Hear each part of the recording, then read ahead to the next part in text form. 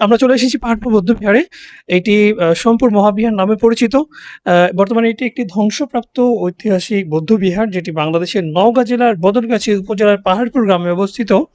এটি পাল রাজবংশের ২য় রাজা ধর্মপাল ৭৮১ থেকে ৮২১ সাল পর্যন্ত এ সময়ের মধ্যে নির্মাণ করেন। এবং এটি দীর্ঘদিন মাটির নিচে পড়েছিল। এই এলাকায় মানুষ মনে করত এটি একটি পাহাড়, প্রাকৃতিক পাহাড় মনে করত। কারণ ধুলোবালি জমতে একদম স্তর পড়ে গেছিল। বিশাল একটা আস্তরণ পড়ার কারণে অনেকে মনে করত এটা আসলে ন্যাচারাল পাহাড়। দেখছেন কত সেই প্রাচীন আমল থেকেই এই গাছগুলো এখনো টিকে আছে। এইটা মনে হচ্ছে এটা গেট, এখনো গেট। তো কত শত বছর আগে এইখানে হয়তো গেটের জন্য এই গাছগুলো নির্মাণ করা হয়েছিল। আজও টিকে আছে। পাহাড়পুর বৌদ্ধবিহার একসময় আশপাশের মানুষ মনে করত এটা একটা ন্যাচারাল পাহাড়, প্রাকৃতিক পাহাড় মনে করত এবং সেভাবেই তারা বর্ণনা দিত। এবং তারপর থেকে ১৮০০ শতকে ব্রিটিশরা এই দেশে আসার পরে তারা কিন্তু এটা বুঝতে পারে যে এর নিচে একটা চাপা পড়া ইতিহাস আছে। তো তারা এটা খনন কাজ শুরু করেন ১৮০০ শতকে এবং তারপরে আবিষ্কার হয় এই Somapura Mahavihara. Sir Alexander Cunningham এই বিশাল স্থাপনাটি মূলত আবিষ্কার করেন। এটি নওগাঁ জেলার রাজশাহী বিভাগের একটি গুরুত্বপূর্ণ নিদর্শন এবং এটি বিশ্ব ঐতিহ্যের অংশ। আ চারিদিকে এখানে যখন আসবেন দেখবেন চারিদিকে সবুজের ছড়াছড়ি। এখন বর্ষাকাল, বৃষ্টি হচ্ছে আজকেও, সেজন্য আজকে খুবই চমৎকার দেখা যাচ্ছে।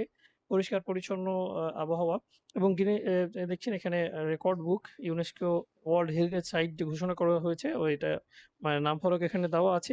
আমার পিছনে যে দেখা যাচ্ছে এটা হচ্ছে বৌদ্ধবিহারের মূল ভবন। এখানে সারা বিশ্ব থেকে বিভিন্ন দেশ থেকে এখানে বৌদ্ধ ভিক্ষুরা আসতেন এবং তারা কিন্তু এখানে থাকতেন, অবস্থান করতেন। খুবই চমৎকার নিদর্শন ছিল তখন সেই সময়ে। এই যুগে এসে প্রায় ১,০০০ বছর পার হয়ে গেছে। তারপরেও আজকেও যে অবস্থা আপনারা দেখলে অবাক হয়ে যাবেন যে তখন কি প্রযুক্তি দিয়ে তারা কিভাবে তৈরি করেছিল, যার কারণে শত, শত বছর ধরে যে ভূমিকম্প হয়েছে বা বিভিন্ন প্রাকৃতিক দুর্যোগ হয়েছে তারপরেও তাদের সাথে ফাইট করে কিন্তু এখন টিকে আছে। যদিও পুরোপুরি টিকে নাই এবং এর বড় অংশ এখনো বিভিন্ন অংশ টিকে আছে। কিছু অংশ এখনো মাটির নিচে চলে গেছে। আবার কিছু অংশ আস্তরণ পড়ে গেছিল, পরে এগুলো উদ্ধার করা হয়েছে। আ এইটা এখান থেকে সারা বিশ্বের বিভিন্ন দেশ মূলত তিব্বত, চীন, এরপরে হচ্ছে মালয়েশিয়া, ইন্দোনেশিয়া, কম্বোডিয়া এইসব দেশ থেকে বৌদ্ধরা এখানে ধর্ম চর্চা করতে আসতো, তারা জ্ঞান অর্জন করতে আসতো।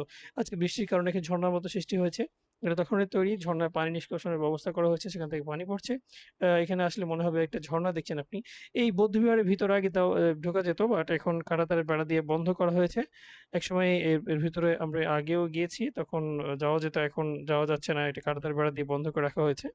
যাতে এর রক্ষণাবেক্ষণ করা সহজ হয় এবং ধ্বংসপ্রাপ্ত না হয়। এটা বৌদ্ধবিহারের আরেকটা অংশ। এটাও আ বিশাল বড় এবং বড় এলাকা নিয়ে গঠিত এখানে অনেকগুলো ঘর আছে এবং প্রত্যেকটা এলাকায় কিন্তু সারি, সারি ঘর আছে। ছোট বড় যে ঘরগুলোতে বৌদ্ধ ভিক্ষুরা থাকতো এবং তারা অবস্থান করত, জ্ঞান অর্জন করত। এই জ্ঞানকেন্দ্র একসময়ের বিখ্যাত জ্ঞানকেন্দ্র, বিশ্ববিখ্যাত কেন্দ্রই এখন সেই পাহাড়পুর বৌদ্ধবিহার বা সোমপুর মহাবিহার।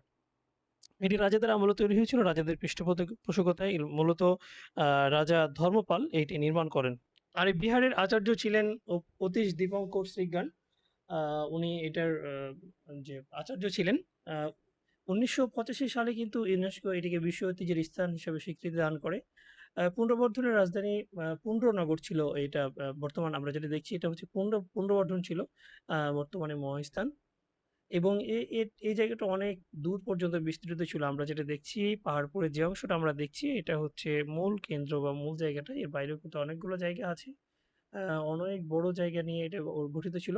তো যারা সারা বাংলাদেশ থেকে এখানে আসতে চান তাদেরকে কিন্তু নওগাঁ জেলার বদলগাছি উপজেলায় আগে আসতে হবে এবং বদলগাছি উপজেলায় আসার পরে আপনি যদি ট্রেনে আসেন তাহলে জামালগঞ্জ রেলওয়ে স্টেশন থেকে মাত্র ৫ কিলোমিটার দূরেই কিন্তু এই পাহাড়পুর বৌদ্ধবিহার।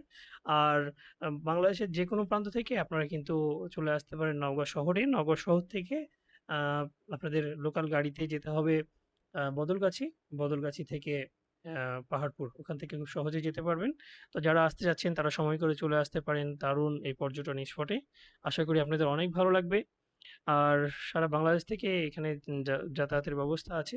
র রাস্তাঘাটের অবস্থা বেশ ভালো। আপনারা ভালোভাবে আসতে পারবেন। যারা নিজস্ব গাড়িতে আসবেন, তারা সরাসরি বদলগাছি উপজেলাকে টার্গেট করে আসবেন। বদলগাছি আসলেই আপনাকে আপনি সাইনবোর্ড পেয়ে যাবেন। এখানে কোন দিকে যাবেন এটা পেয়ে যাবেন।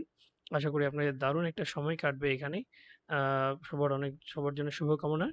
আপনারা অবশ্যই আসার চেষ্টা করবেন এবং ভিডিওটি কেমন লাগছে আপনারা জানিয়ে রাখতে পারেন। আশা করি আপনাদের কাজে লাগবে। সবাই ভালো থাকবেন। আল্লাহ হাফেজ। আসসালামু আলাইকুম।